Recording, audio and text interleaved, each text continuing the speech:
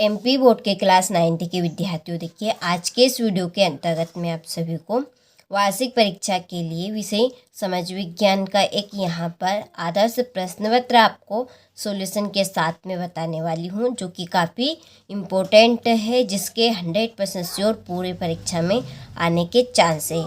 और आपको देखिए इस प्रश्न पत्र में ऐसे प्रश्न देखने को मिलेंगे जो आपको परीक्षा में अच्छे अंक प्राप्त करवाने में आपकी मदद करेंगे। तो चलिए वीडियो को हम शुरू करते हैं और बढ़ते हैं प्रश्नों की ओर। देखिए मैं आपको बहुत ही धैर्य और शांतिपूर्वक इस प्रश्न पत्र को बताऊंगी और पूरा अच्छे से आपको एक्सप्लेन कराऊंगी। किसी भी प्रकार का यदि आपको डाउट हो तो आप कमेंट बॉक्स में कमेंट कर सकते हैं। देखिए पहला प्रश्न में आपको दिए जाएंगे सही विकल्प। तो पहला सही विकल्प है कि बंगाल में किस वर्ष अकाल पड़ा था। ठीक है, जो बंगाल राष्ट्र है उसमें किस वर्ष अकाल पड़ा था, तो इसका आंसर रहेगा आपका 1943 ईस्वी में। ठीक है, बंगाल में 1943 में अकाल पड़ा था। दूसरा है कि अरब सागर में गिरने वाली नदी है। तो अरब सागर में गिरने वाली नदी कौन सी है? अरब सागर में गिरने वाली जो नदी है वो नदी है आपकी नर्मदा। तीसरा है कि हिटलर ने 1939 में किस राष्ट्र पर आक्रमण किया। तो जो हिटलर नामक राष्ट्र है उसने 1939 में किस राष्ट्र पर आक्रमण किया था? तो उन्होंने 1939 में पोलैंड पर, ठीक है, पोलैंड राष्ट्र पर आक्रमण किया था। चौथा है पालमपुर गांव में कितने प्राथमिक विद्यालय हैं। तो देखिए जो पालमपुर गांव है उसमें विद्यालय कितने हैं, यानी कि स्कूलों की संख्या कितनी है? तो वहाँ पर स्कूलों की संख्या है आपकी 2। ठीक है, पालमपुर गांव में 2 प्राथमिक विद्यालय है। पांचवा है कि भारत में सबसे कम जनसंख्या घनत्व वाला प्रदेश है। तो भारत में कौन सा प्रदेश है जिसमें जनसंख्या घनत्व बहुत ही कम है? तो वो है आपका अरुणाचल प्रदेश। तो अरुणाचल प्रदेश में जनसंख्या घनत्व बहुत ही कम है। छठा है नमामि देवी नर्मदे किस राज्य सरकार द्वारा प्रारंभ की गई। तो नमामि देवी नर्मदे आपकी मध्य प्रदेश सरकार द्वारा प्रारंभ की गई थी। ठीक है, तो ये हमने यहाँ पर सही विकल्प कंप्लीट कर लिए। यदि स्क्रीनशॉट नहीं लिया हो तो आप अच्छे से स्क्रीनशॉट लें। देखिए बहुत ही धैर्य और शांतिपूर्वक मैं आपको हर एक प्रश्न को अच्छे से समझाने का प्रयास करूंगी। ठीक है, तो ये इंग्लिश मीडियम वाले बच्चों के लिए है, मैं आपके टिक मार्क कर देती हूँ। आपको अच्छे से इनको कंप्लीट कर लेना है, क्योंकि 100% श्योर प्रश्न पत्र के पूरे आने के चांस है। इसी बीच में आप सभी को बहुत ही शांति और ध्यानपूर्वक यहाँ पे हर एक प्रश्न को अच्छे से पढ़कर बता रही हूँ। ठीक है, ताकि आप सभी अच्छे से इनको कवर कर पाए। चलिए इसके बाद में हमारे रहेंगे रिक्त स्थान। पहला है, देखिए चुनाव का मतलब राजनीति होता है, से। तो राजनीति में क्या होती है, यानी कि समझ लीजिए, देखिए एक गांव में से सरपंच के ऊपर उठते हैं लोग, तो 2 3 4 लोग उठते हैं। अब उनके बीच में क्या होता है, कंपटीशन होता है। कंपटीशन कैसा कि वो जीत जाएगा, इतने वोट से वो जीत जाए। तो इस तरह का जो होता है वही क्या है, आपका प्रतियोगिता है, यानी कि कंपटीशन है। तो चुनाव का मतलब राजनीति है और राजनीति में क्या होती है, प्रतियोगिता होती है, यानी कि कंपटीशन एक दूसरे के खिलाफ होता है। तो इसमें आपका आएगा प्रतियोगिता। कंपटीशन तो हम लिख नहीं सकते, लेकिन इसकी लैंग्वेज में हमें प्रतियोगिता लिखना पड़ेगा। ठीक है, चलिए दूसरा है कि गंगा की मुख्य धारा भागीरथी नदी से निकलती है। तो गंगा की मुख्य धारा जो भागीरथी नदी है वो कहाँ से निकलती है? ठीक है, कहाँ से निकल कर जाती है? तो वो निकलती है आपकी हिमानी गंगोत्री से। ठीक है,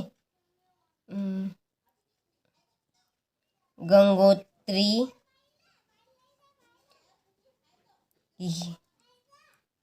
हिमानी। ठीक है, गंगोत्री हिमानी। तीसरा है वास्तव में देश का हर व्यक्ति निर्धन है। तो वास्तव में देश का हर व्यक्ति निर्धन, यानी कि गरीबी से जूझ रहा है। कौन सा वर्ग है जो वास्तव में अभी भी देश का व्यक्ति निर्धन है? वो है आपका चौथा, इसमें आपका आएगा चौथा। ठीक है, तो वास्तव में देश का हर चौथा व्यक्ति निर्धन है। और चौथा है बंगाल का अकाल डेडेडेस की कमी के कारण हुआ। जो बंगाल का अकाल हुआ है, जो बंगाल के ऊपर गरीबी छाई हुई है, वो किस कारण की वजह से हुई है? तो वो हुई है आपकी चावल की कमी के कारण से। ठीक है, आपने यदि ये पाठ का अध्ययन किया होगा तो आपको पता होगा कि बंगाल का जो अकाल था वो चावल की कमी के कारण हुआ था। पांचवा है हरियाणा में चौधरी देवीलाल ने डेडेडेस नामक का आंदोलन का नेतृत्व किया। तो किस आंदोलन का उन्होंने नेतृत्व किया था? तो इसका आंसर रहेगा आपका न्याय युद्ध का। किसका? न्याय युद्ध। ठीक है, और छठा है जर्मनी के विषय में थर्ड राइस ऑफ ड्रीम्स डेडेडेस ने लिखी थी। तो जो जर्मनी के विषय में थर्ड राइस ऑफ ड्रीम्स जो पुस्तक थी, वो पुस्तक किस वैज्ञानिक किसने लिखी थी? तो वो लिखी थी सालर्ट बेराट ने। तो इसमें आपका आएगा सालर्ट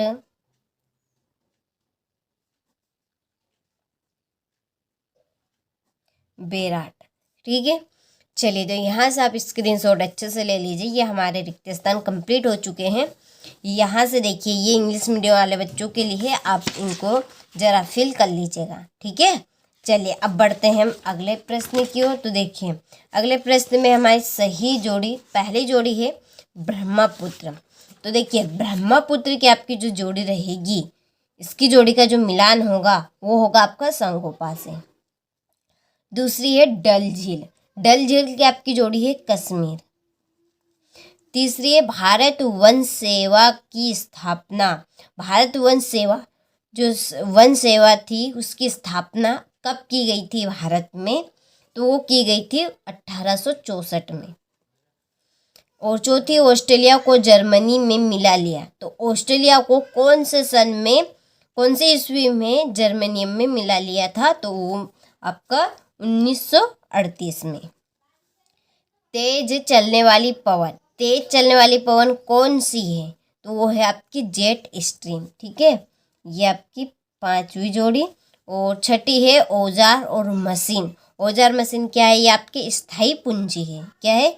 स्थायी पूंजी। ठीक है, चलिए तो स्क्रीनशॉट ले लीजिए और आपको अच्छे से समझ में आ रहा होगा मैं यहाँ पे आपको क्या बता रही हूँ, और आप अच्छे से इनको कंप्लीट कर पाए। इसी बीच में आपको बहुत ही शांतिपूर्वक यहाँ पे हर एक प्रश्न को कवर करा रही हूँ। ठीक है, देखिए ये इंग्लिश मीडियम वाले बच्चों के लिए मैं आपके यहाँ पे नंबर डाल देती हूँ, आपको अच्छे से इनको कंप्लीट कर लेना है। ठीक है, यदि आप सभी इस प्रश्न पत्र की यदि सॉल्यूशन सहित पीडीएफ लेना चाहते हैं तो देखिए डिस्क्रिप्शन में नंबर दिए हैं, उन नंबर से आप कांटेक्ट कर लीजिएगा।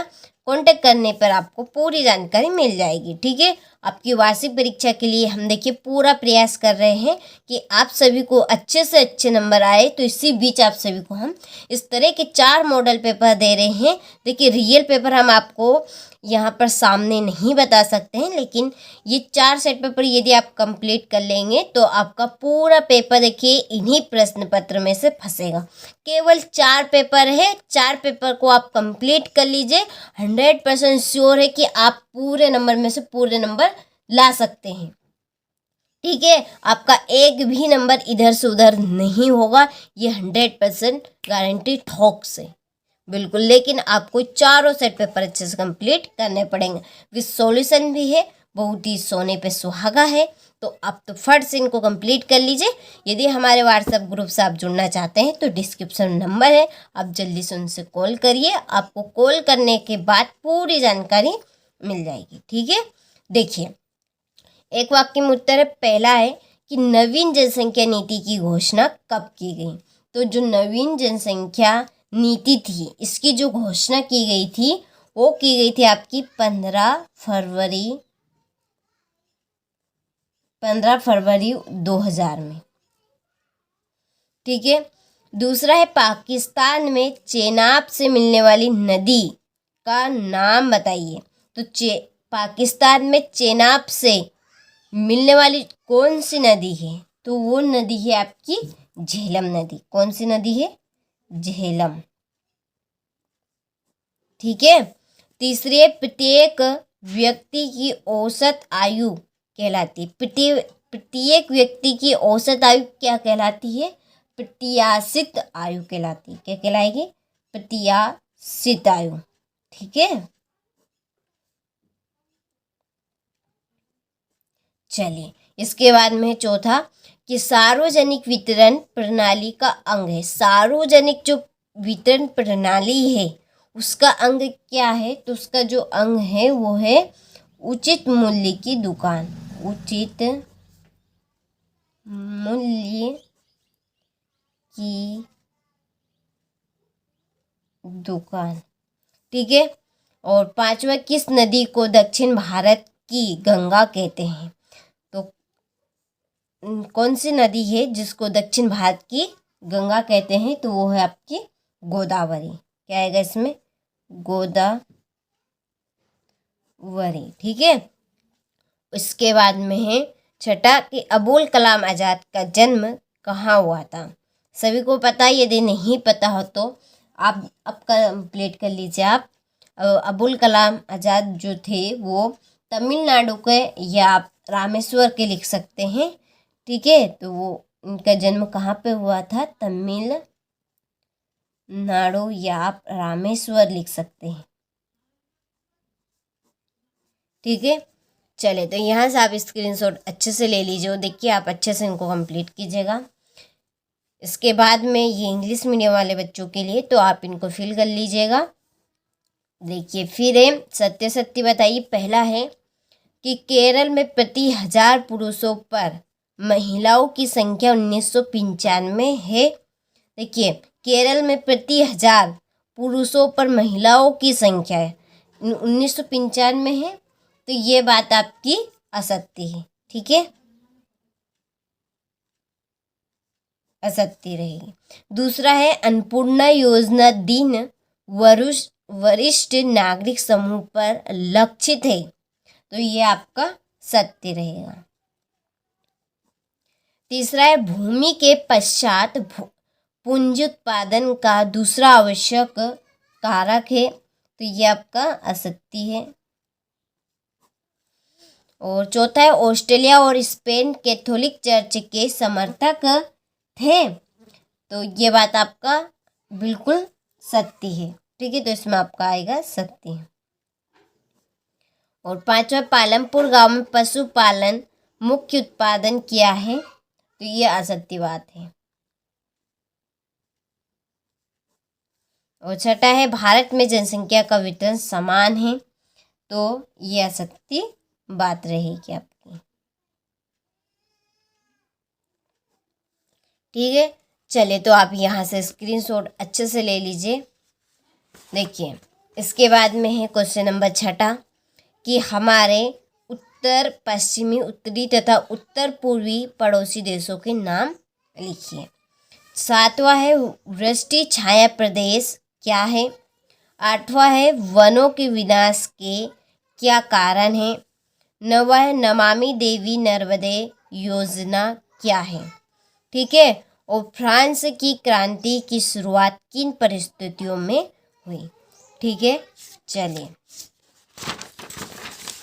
इसके बाद में है 11वां प्रश्न कि 1900 से 1930 के बीच रूस में महिला कामगार की स्थिति क्या थी? जंगल से होने वाले लाभ लिखिए। लोकतंत्र बेहतर शासन प्रणाली क्यों है? समझाइए। देखिए, काफ़ी इम्पोर्टेंट प्रश्न है। आप सभी को इनको अच्छे से कंप्लीट करना है। विद सॉल्यूशन भी आपको इनका मिलेगा। अगले वीडियो में मैं पूरा सॉल्यूशन लेकर आप सभी के लिए आऊँगी। और यदि आप पूरी PDF लेना चाहते हैं इस प्रश्न पत्र की सॉल्यूशन सहित, तो डिस्क्रिप्शन में नंबर दिए हैं, आप उन नंबर से कांटेक्ट कर लीजिए। कांटेक्ट करने पर आपको पूरी जानकारी मिल जाएगी और आपको ग्रुप से भी जोड़ दिया जाएगा।